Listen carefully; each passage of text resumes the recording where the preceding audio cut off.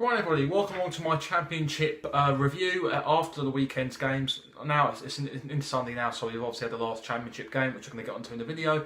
I'm going to go run through all the championship fixtures over the weekend, give our review really what happened and what went down really. So starting off with the first game, Sheffield Wednesday drew 1-1 with Barnsley, Yorkshire, and a little Yorkshire derby there. That was the only kick-off on Saturday. I think it was a 12 o'clock, 12:30 kick-off, and it's a real good point for Barnsley. I thought they played quite well in this game. Harvey Barnes scored an absolute worldie of a goal to secure a point for Barnsley, which will stand them in good stead really going forward. And it's a bit of a disappointing result for Sheffield Wednesday. I did say in my pre-match video that they had to really win this game. I felt that a draw or a point really was anything less. That wouldn't have been good enough. Or when they had to win really, or effectively. And they, against some of the lesser teams, like Bolton and Barnsley, they've not picked up many good results this season. And it's kind of cost them. But I think also there's probably a bit more expectancy down at Sheffield Wednesday this season, and probably the toughest test Carlos Carvalhal had to really face since being in charge of Sheffield Wednesday for the past couple of seasons. I mean, 2 years ago he took over, there wasn't much expectancy. He guided them to a playoff final. Last season again, expectancy increased a little bit more, taken to a playoff semi-final. And this year, when they're expecting again to be in around that top six, they've really not hit the high notes. They're currently on 17 points, something like that this season. So it's not been the best of starts for them. And really, potentially, I think a change of manager could be on the cards unless Sheffield Wednesday really pull the fingers out and get a better result, bigger results really in terms of the next couple of league games. I mean, we've got international break not too long away, so that might do them good just to get some there, get them into the break, regroup and go again into their next games effectively. So into the next game was Burton 1, Ipswich 2. Burton scored their first goal, I think, six home games, I think, this season, which is ridiculously poor. In terms of trying to stay in this league, you need to be scoring goals at home, you know, because if you're not scoring goals, you don't win games.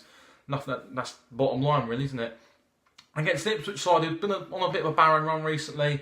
Three straight defeats, I think it was, as well as the Norwich game as well. Bursanchlida and Waghorn scored the goals in this game as well. Also, Ben Turner also put them, I think, 1-0 up in this game as well. So as a positive result really for Ipswich in terms of putting that poor run of form to rest and really now trying to push up the table. They're still, I think, in and around the top half of the table. I think they are, just off memory.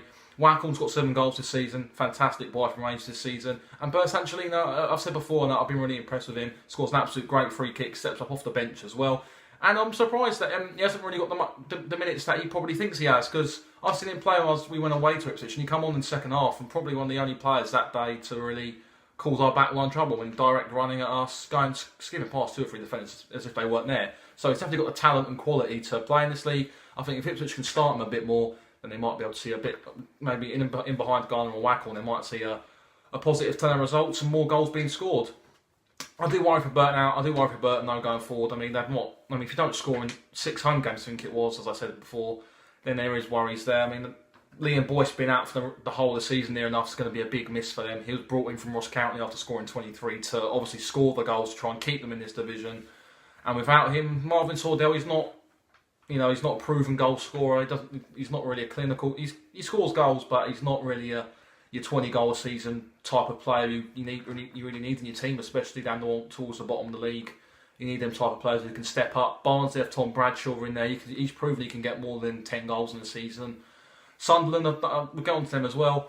And also Bolton as well, occupy the 2 other bottom 3 places. So I'd say the 3 worst teams in the division at the moment are there on merit really. They're not there because they've been unlucky. I think they're where they're supposed to be at the moment. And I think it could be a relegation. There'll definitely be another relegation scrap for Burton Albion this season. So moving to the next game was Cardiff 0, Millwall 0. So this was a very good game to watch really. Both sides really took the game to each other.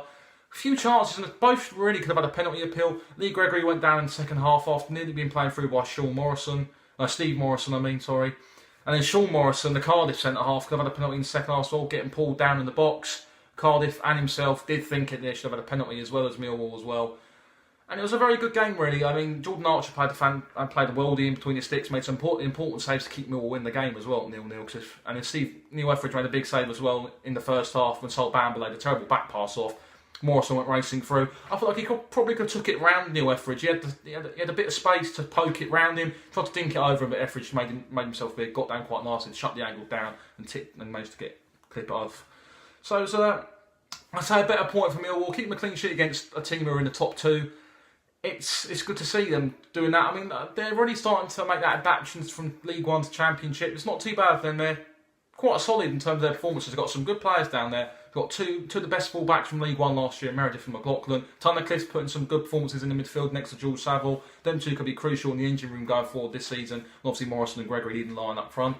It's good for them. It's a good partnership as well. It's been proven in League One for a couple of seasons now as well. So they have that know-how of playing next to each other. And I think Millwall, they're playing quite well. 4 points from their last 2 games. They'll definitely take that against Birmingham and Cardiff. I'm sure if you offered it to them going to start the season, they'll probably snap your hand off. So nothing to be disgraced about there from Millwall. But it's a good performances on the road. And it's a poor result for Cardiff really. Right, Wolves lost as well, so don't really lose too much ground on top spot in the Championship.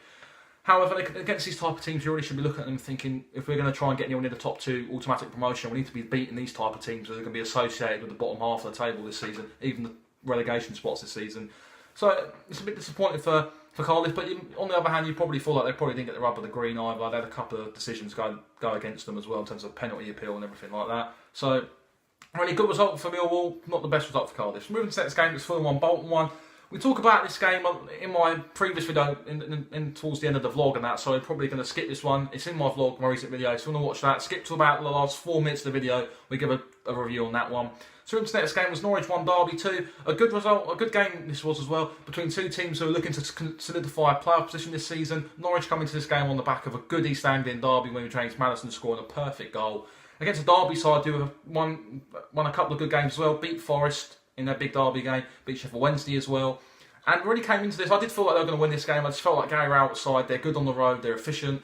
When they don't have the ball, they're a good counter-attacking side. They get from back to front quite quickly. And they don't have much of the ball in games, so when they do, they put it in the back of the net and they do things with the ball.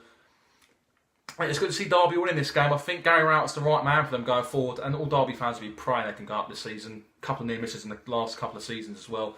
I think they finally got the right manager in terms of a bit of a manager merry-go-round the last couple of years. Steve McLaren, Paul Clement, Nigel Pearson, just to name 3 in the last 3 seasons who've come and gone under Mel Morris, I think it is. So I think they're going to have a bit of a solidity in terms of managerial and stability as well. So that's going to be fundamental for Derby going forward. If they can get some stability and got a good manager there, and good young manager as well, who's going to get the best out of their players.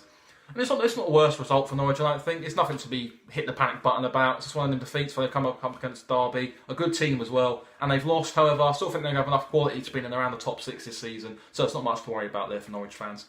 So moving into the next game, Preston 2, Brentford 3. Didn't see this coming for Brentford. It's a fantastic result for them. Going to Deepdale winning 3-2 as well. Scoring 3 goals at Deepdale is not an easy thing to do this season, as we've seen with other teams who've gone there.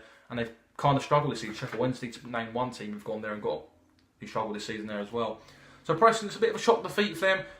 Played quite well against Wolves the other week. And I really thought they was going to try and bounce back here and kick on and get a positive result here after playing well to try and get their scoreline to 3-2 at Molineux last week. Against a Brentford side who fought back well against Sunderland last week, and they're showing that fighting credibility and the fighting spirit to pull out 3 points in this game.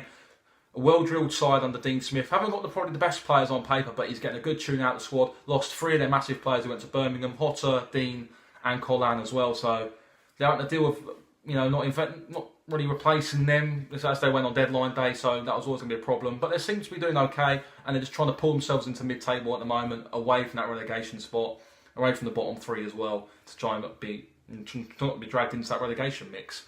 So moving to the next game, it's QPR 2, Wolves 1. Another result that shocked me. I mean, a fantastic result for QPR, who off the pitch are struggling at the moment. Got to pay, I think, at least a £40 million financial fair play debt soon for extortionate fees and that they racked up in 2013-14 when they got promoted to the Premier League under Harry Redknapp. They spent a lot of money trying to get there. They achieved that, but then when they came down, they lost a lot of money as well. And the investments they made on players really came back to bite them in the arse. And they beat a good Wolves side here. And they got 1-0 up from Connor Washington and Leo Bonatini, Wolves' top goal scorer. I think he's top goal scorer in the league as well. He replied with a well-taken finish. And Matt Smith popped up with a good header at the end. Bullet header, crossed in. He meets it lovely. 2-1 QPR. They've got a good fighting spirit down there. Again, the team's not the best on paper, but they all work hard. They're all pulling in the same direction, and it's good to see the QPR fans. They've got a team who are willing to fight every week and really put it up to one of the best teams in this division so far. Wolves, it's only a minor setback, I think, but for QPR, fantastic winning the big 3 points as well. So into the next game, Reading 0, Middlesbrough 2. I don't know where to start about Reading. It's not been the best season for them. I think they're 20th in the table. Been Jaap Stam's side. They've really struggled this season. The player hangover's definitely stung them this season after being defeated in the playoff final. Middlesbrough needed this win as well. They haven't been too impressive this season, but that fires them into the top 12. And it's a good result for them. I mean, Grant Leadbitter scoring a penalty in this game, which I don't think really was a penalty. I think Hassan Blonga went down quite softly under the tackle from Joey Vandenberg. Referee did give it a penalty, but I felt like he went down quite easily. Even there probably was contact there, but I feel like he made a bit of a meal of it. But the referee did give it in the end. So it's a big result for Middlesbrough in terms of trying to push up into the playoff places and try and get in the automatic spots this season. And for Reading, I think it's going to be a season where they probably have to transition, just try and solidify into mid-table this season before trying to regroup and try and fire another promotion bid next season. So into the next game, it's Sunderland 1, Bristol City 2. Another poor result for Sunderland. 3-1 up last week, drew 3-3 at Brentford. Going to half-time at 3-1 up, you should already be trying to shut out the game. Defensive problems have been a major problem all season. I mean, they coming against a good Bristol City side who are efficient, very well drilled, streetwise as well. Milan Djuric gets the winning goal. The big 6'7" man, I think he is, Bosnian international, pops up, lovely cross into the box, comes to the byline, cuts in, stood up at the back post, he comes powering through, nods it in.